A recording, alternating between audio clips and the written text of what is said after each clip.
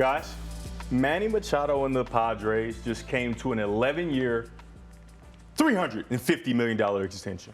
Yeah. Whoa. From 2019 to 2033, he will have made $450 million. Now, we know what that means for Manny Machado. Yeah. Fat pockets. Yes. But what does that mean for the Padres? Big old pockets. They got pockets too. So a lot. They got a lot of pockets. Obviously, they have much larger pockets. So for the Padres, they have been a team over the last 3 or 4 years that said, you know what? We're going to go for it. Mm-hmm. And that's something that you haven't been able to say for a lot of teams around the big leagues.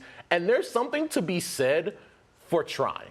Guys, like, it's the simplest thing in the world. Just try as an organization to win. But there's a lot of, yeah, well, you know, the way the finances are look. No, and the Padres and A.J. Preller and Peter Seiler, their owner, just said, you know what? We're not going to do that. We're going to keep the guy that we invested an original $300 million to, and to make him the cornerstone of what we were building. And he said, you know what? We won't let you opt out at the end of the season. We won't let you get away because you're too important to what we do here. We're going to give you an 11-year, $350 million deal because, oh, by the way, you're the runner-up for MVP last year. You've definitely outplayed that contract. Somebody was going to give you a lot of money this offseason if it was enough. And so you think about what they've done over the last couple of years. You lock up Manny Machado now. You gave Fernando Tatis Jr. $340 million of an extension a couple years ago. You won the Juan Soto sweepstakes last year. Oh, yeah, you went out and got one of the best closers in baseball in Josh Hader. You extended Yu Darvish. You extended Joe Musgrove.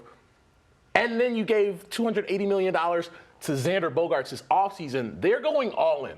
And for that fan base, you are thrilled because your team said, we want to win it all, not only this year, but every year. And that's what all teams should be doing. You'd imagine that Manny would want to have stayed because they've been so close. He sees the guys that they're two wins away from the World Series last year. And so you would imagine like that he wanted to stay with the Padres because if you look around the teams that could potentially have gotten him, how far away were they to winning a championship? But, I mean, look at the lineup. The guys that you mentioned, Machado, Soto, Bogaerts, Tatis, you got Cronenworth too. There's protection now in this lineup. You have consistent bats to really, because that was something that they kind of struggled with throughout last season, but that can really hold up. Like, you look at a 1 through 4, if you're an opposing pitcher, and after 20 games, obviously Fernando Tatis Jr. is finishing up his suspension, it's going to be Tatis hitting number 1. You got Soto hitting 2. You have Machado hitting 3rd. You have Xander Bogaerts hitting 4th.